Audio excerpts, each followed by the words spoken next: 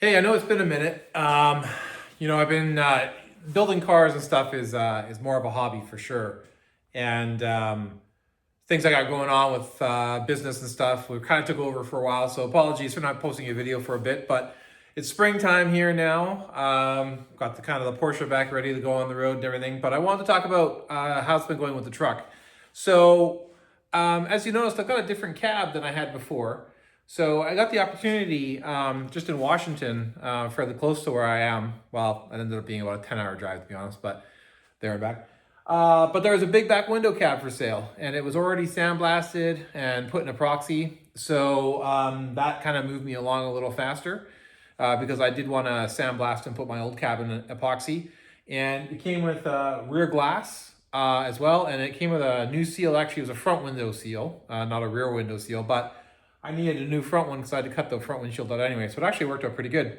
But one thing, and I'm going to show some close-ups, is I have to replace the doorpost on this side. But I wanted to show this piece that I'm actually going to be replacing it with. This is from a company called EMS Automotive. No sponsorship or anything from them at all. I just wanted to show this piece.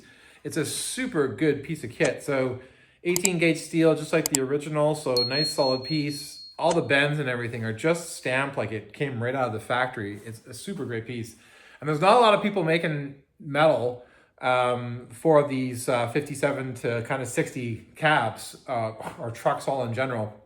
They make other pieces as well. They make rear cab corners, which are actually better than the Bob Drake ones that came with the cab. Because on the Bob Drake ones, there's a pinch. I'll show you in a second. So these are the Bob Drake cab corners. Actually, there's two of them here, and it seems to be just the one has kind of the issue. Maybe it's just how they got stamped on the ones I got. This one here is for the passenger side.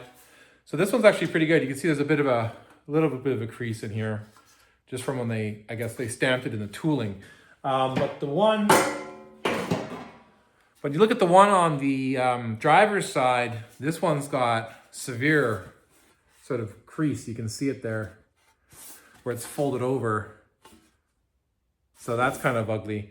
What must have happened is when it was in the tooling, the metal might have shifted, something might have happened with it, and ended up getting this crease in it, which is really unfortunate. Obviously it's way down on the bottom, so you're not gonna see it. I'm not building a show truck, so I'm not too chuffed about it, but I don't know if this is a common thing. You can leave in the comments if this has happened before, some of the Bob Drake panels you've seen.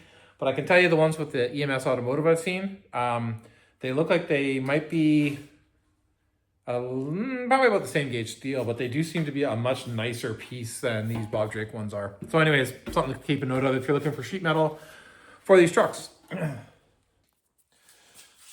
So yeah, as to the state of my corners, you can see here, there's obviously been some sort of a hit at some point in time. This is pretty severely creased. I also have down here, you probably can't see, there's a gaping hole. My fingers are not supposed to go through there. And there is some rot that's definitely starting. There's some up here as well. So what I started looking for is, I could try to make some patch panels for this and kind of like stitch it all together. But then pulling this out, could be a lot of fun. And like I said, I found this one whole piece, which just goes in like that.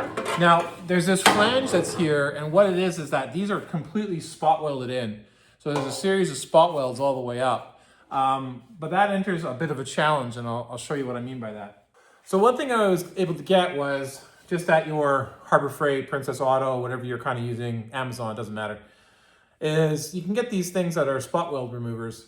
And basically what they do is, let's say you had a spot weld that's here in the center, you just kind of put this in the center, it's got a sort of push pin, and you just drill it out. And what it does is if you've got two pieces of metal over top of each other like that, it drills up the top piece, so it just kind of pops it free, and then you can just kind of sand flush or grind flush, whatever's kind of left behind, and then you've got a clean sheet. So it only removes the top piece, which is all well and good, but if you see here, there's no way to get this tool in behind here to get these. Now you could go from this side, of course, to remove the pop rivets, but then you've got not pop rivets, spot welds.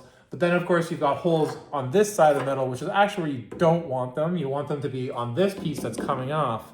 So I'm trying to think about the best way to do it. One way is I could just cut this big center piece out of this one so it exposes this, so I can then just remove the spot welds and then get rid of the extra metal. That's one way to go about it. But the other challenge I'm thinking about is how do I replace it afterwards? And let me show you what some of the challenges there. And there might have been a special kind of factory tool that was used when they did spot welds. So this is a typical kind of spot weld gun you'll see. I inherited this one. But you'll see my problem is I still can't get it in there to do a spot weld. Right? Kind of get it on an angle, but definitely not the same as the factory. And I'll show you kind of how the spot welds work on the factory side. So if you see here, you can see there's a series of spot welds, but it's very close to the edge. And so there's no way for me to get my spot weld gun in there. And when you look at the ones here, they run across the top and there is no way to get up there. So I really don't know how those were done in the factory. Could have been that this was all spot welded together before this main cowl was put on, which is probably actually how it went together. I'm thinking they made the firewall main section, they put these pieces together, and then the top of the cowl and the actual top of the roof and everything went on. So that presents a problem of how to weld it. And then you can get way back here, which again, the jaws of the spot welder are not that far. So there's no way to actually get around to this side, all the way around to the back side.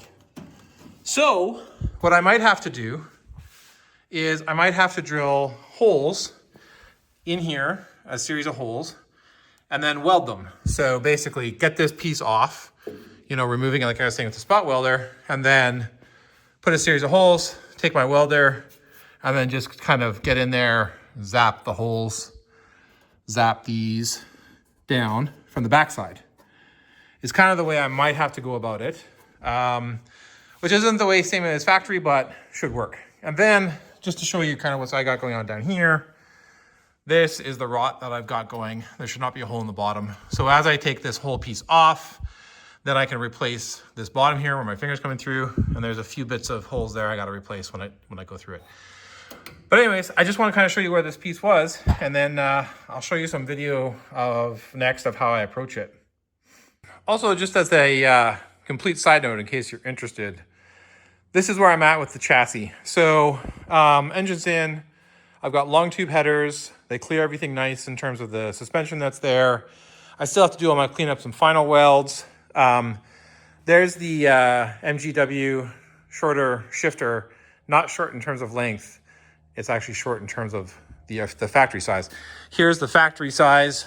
I think I did a video on this one before, but there's a ballpark of what that would look like. So you can see it moved it up about 6 inches, which is what was required for the truck application. I have to grind a small piece that's out here. You can see there's a little bit of a casting that's there, which apparently the older MT82s had, new ones don't. So you just have to grind the casting down and then the shifter will fit. Got my cross member in. Long tube headers on both sides. Those fit real nice. I think that's going to be a really sweet sound. Measuring up for what I'm going to do with the drive shaft. So there is some couplers I'm looking at that put it to a standard sort of yoke instead of being this type of a coupler. And same with that side, makes it just sort of like a standard sort of yoke. And then I just got to get a slip sleeve single piece drive shaft made. So I'm going to get that sorted out. Rear end's in, kind of covered that before. There's a few adjustments I do have to make. There's still a lot of boxing I have to do. So yeah, and I still have to figure out my fuel cell and put some of those mounts and stuff in place before I take it all apart. So yeah, the next plan after that would be to take it all apart and do my finish welding. I do want to finish the cab in terms of the rust repair. I'll just go over a couple more pieces on that too. So there is some holes here you can see. That's why I gotta do that corner. There is some rot here, so I got to fix this. This side's pretty good. There are a couple holes here I have to deal with, but I'm not gonna replace the whole pillar on that one. I'm just gonna do patch panels there, and then back here as well, there is some patching that has to get done here, and I have those patch panels for it, so I'm gonna replace these pieces. Other than that, there is some bit of stuff in the floor which I have to patch out as well. But I am changing the tunnel to account for the different transmission. So I'm modifying the floor anyway. And then beyond that, there's standard kind of hole filling, figuring out what I want to have. I will be cutting out this main support, changing the firewall, making it fit up to the Coyote and the transmission better. I got one of these on my last cab. This is a gas cap filler. You get this from LMC. This replaces the gas cap. It's just kind of built to perfectly fit. You could just make your own, but saves me a bit of time. I can just tack that one in. Had to get a vent panel because on my last truck, I actually got rid of my vent panel. I welded it in. I'll probably be using this as a template to form another panel to smooth out this toll cowl again.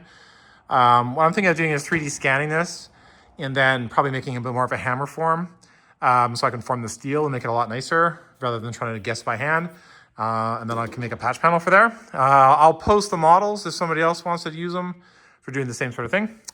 Yeah, so anyways, that's a brief kind of just catch you up to speed and where I'm at with the project. Yeah, big back window should look pretty sweet. So that's about it for now. So let's get into cutting this thing and installing that.